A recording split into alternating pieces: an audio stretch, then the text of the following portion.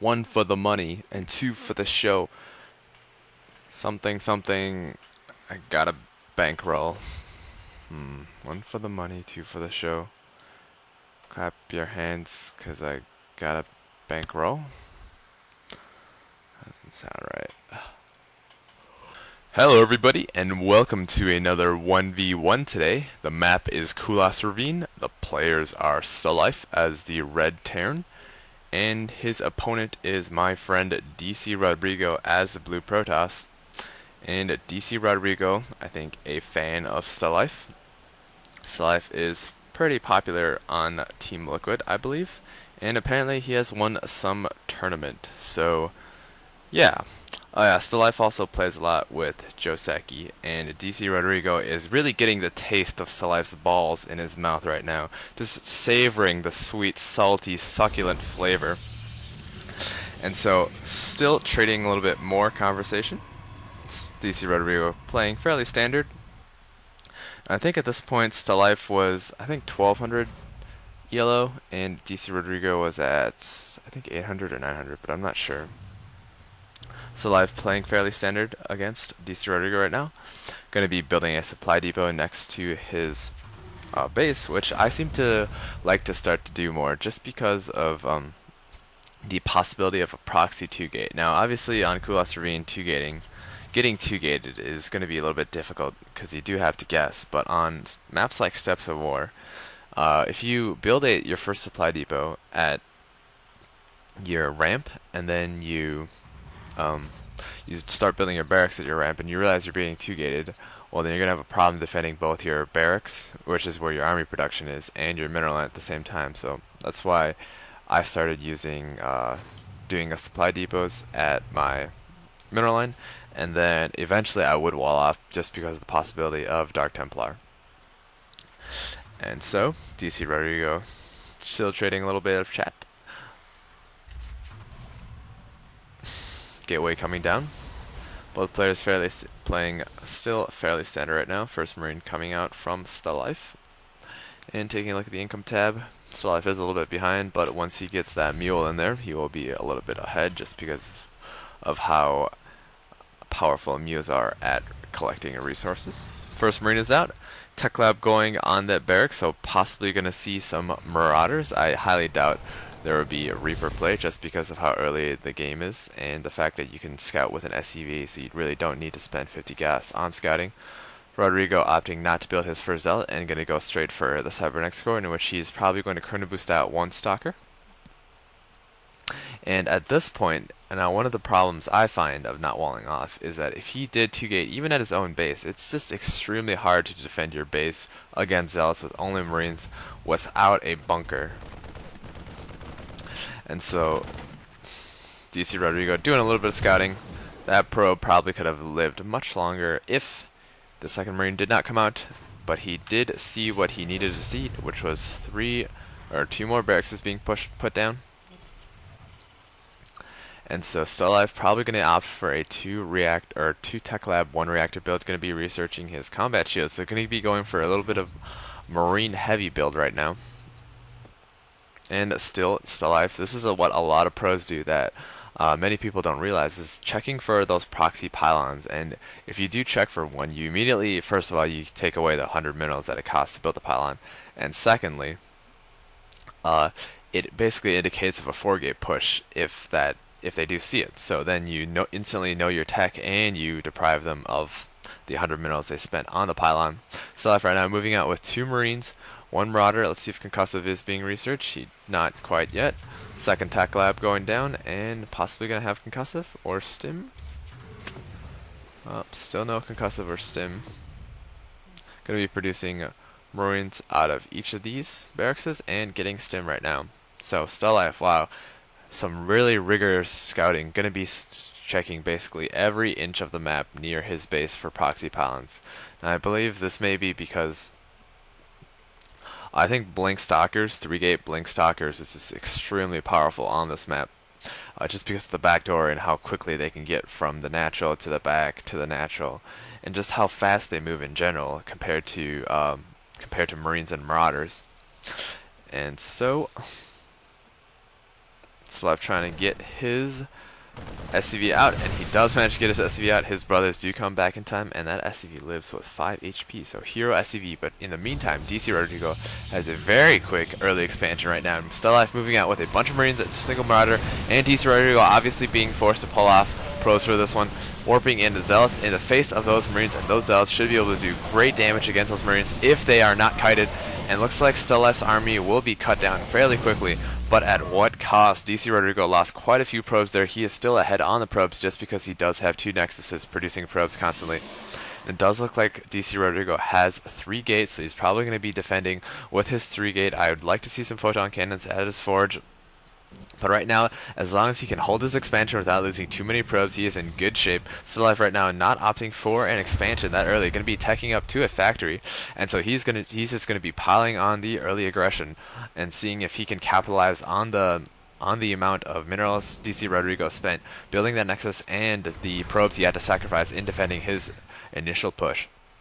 Taking a look at the army sizes right now. DCRodrigo is slightly ahead, but Marines are deceptively strong, especially with Stim against Protoss forces. And DCRodrigo's forces just getting completely annihilated. Once that Stim goes down, it is just lights out for those Zealots and Stalkers. And Stalife right now doing a great bit of kiting, picking off the rest of those units, and the army sizes have just switched considerably now. Stalife in a huge army advantage with that extremely strong Marine and Marauder push against early Protoss units, and DCRodrigo forced to pull off more more probes, and Stalife not doing a little bit of kiting. I'm assuming he was macroing at that time. If he had kited, he would have gotten the full effectiveness out of his Marine and Marauder army, especially against those Zealots and probes early on, as he can just continue killing those melee units without fear of those Stalkers actually doing damage on them, just because of how fast Marines and Marauders do move while they are stimmed. And so right now Stalife macroing up a bit more, has his 4 Marauders, 5 Marauders, 1 Marine, and preparing for expanding at his natural. I would like to see an expansion here just because of how vulnerable this expansion is against Blink Stalkers and Colossus. But Stalife choosing to expand here, possibly the more convenient route. And so DCRodrigo right now is in a firm position. He is very far ahead on the income right now, and it looks like he will be taking up to 3-gate Robo. Probably going to be getting a few more gateways once money allows for it, and he does the smart thing right now, preemptively destroying these rocks, just so that in case Stalife does destroy these rocks from the back, he is able to defend his high ground, because once you have a few Marines and Marauders on the high ground, you really can't mine from your natural very safely. And so Stalife right now going to be doing the exact same thing that I just did, going to be dropping off a ton of Marine and Marauders on the high ground, and right now Rodrigo has nothing there's nothing he can do about this right now. Even though he is in a firm economic position, very, very soon now he will be losing that, just because of how fast he is losing his probes and the fact that he can't even attack back. So right now Rodrigo forced to pull off his probes all to gas, 19 probes on gas, or at least a ton of probes on gas. And right now Stalife bring his units down from the high ground down to the bottom ground, killing so many probes. Oh my goodness, almost all the probes from Rodrigo's natural has been killed right now, and Rodrigo is in a bad position. He has lost all his probes at his natural currently, except for these 2, and Stalife trying to do his best to kill those Zealots that are coming in, and it does look like his army will be chopped up quite quickly, and Rodrigo picking off the rest of the Marine the medevac and Marauders. I would have liked to see the medevacs from Stalife possibly going here, so that he would have lost, DCRodrigo at least would have lost the vision, but regardless, Stalife right now in a firm economic position, having 5 more Harvesters than DCRodrigo, and having his own expansion up. 2 orbital commands is going to just make it rain on those mineral patches with his mules. And so Stalife right now, feeling confident, going to be pushing out with with more infantry, and Protoss really just has a hell of a time dealing with Terran infantry, especially in the early game, until they do get Colossus and high temps. So right now Stalife possibly trying to drop a Marine at the high ground, DCRodrigo wising up and not doing that. Right now the army sizes are just huge in comparison. DCRodrigo having a extremely large army against Stalife's But right now he has whittled it down to a little bit, and Stalife is really not microing his units. I'm not sure why. He just could have done a significant damage to those zealots if he did move back and kite those zealots as much as possible, I guess. I guess he must know something that I don't. He is a much better Terran player than me. And so, still getting more Marauders and Marines, and basically those two units can last you all the way up to High Temps and Colossus. And right now it does look like Rodrigo will be favoring Colossus, so we should be seeing Vikings from Stalife sometime soon. He has already prepared his starport for Vikings, and so he should be double pumping Vikings sometime soon. And right now Rodrigo does have a larger army size, and that Colossus is going to do terrible, ludicrous damage to those zealots. See, doing a little bit of kiting there, and the kiting against zealots is just so effective, but it really doesn't matter at this point because Stalife really has no units to actually fight this army. Even though Marines and Mars are both effective against gateway units, he just doesn't have the army count to deal with this, and he really should be pulling off some SCVs right now. Finally pulling off some SCVs, and those Marauders really should be moving in as best as he can. Rodrigo right now losing a little bit of mismicro, losing one stalker for no reason, and he will be pushed back by the two Marines, 2 Marauders, and a Hellion. I'm not sure why he did that. He did have a significant army advantage, especially with this Colossus here. Right now, though, Stalife does have a single Viking on the field. He is really mineral luck. I really would like to see some more SCVs at his main base. Having only, I think, seven SCVs at his main base really is going to hurt him.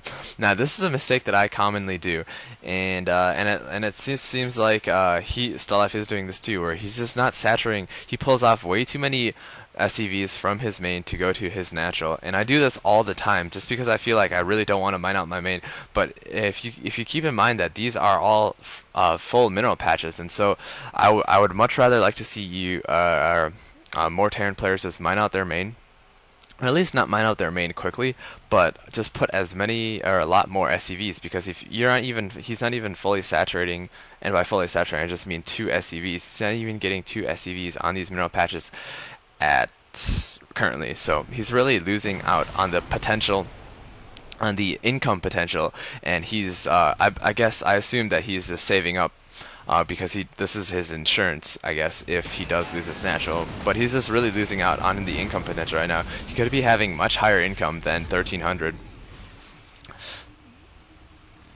And so Stalife right now possibly going to be doing a Hellion drop with 4 Hellions. DCRodrigo right now expanding to the gold, and DCRodrigo having a fairly formidable army size against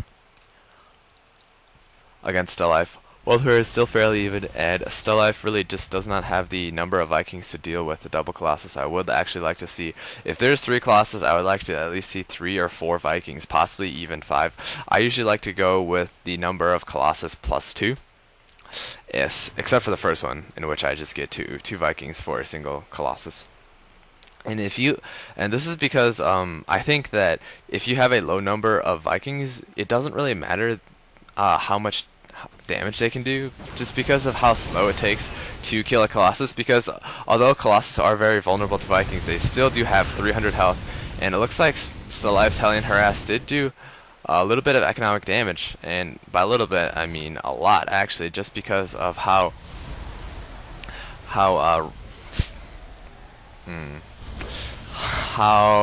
barren DCRodrigo's main is. But he does have his gold expander up right now. 1 idle SCV there, or 1 idle probe there, sorry, not sure what he's doing. And DCRodrigo is going to be slowly catching up on the income. Stalife right now moving out with his own 3rd expansion, possibly trying to go for the gold. Yep, definitely trying to go for the gold. And so his Marine Marauder and Viking composition is going to be facing off against a Stalker, Zealot, Sentry, and Colossus combination. This is usually what my TVP's games comes down to, and right now DCRodrigo, at least it looks like he just has a huge army advantage. And I'm not sure what Stalife is trying to do. He does have a drop at the gold expansion right now. DCRodrigo having maynard his probes to the natural, and right now Stim is going down, but Stalife is in a horrible choke. Oh my god, what the hell did I just do?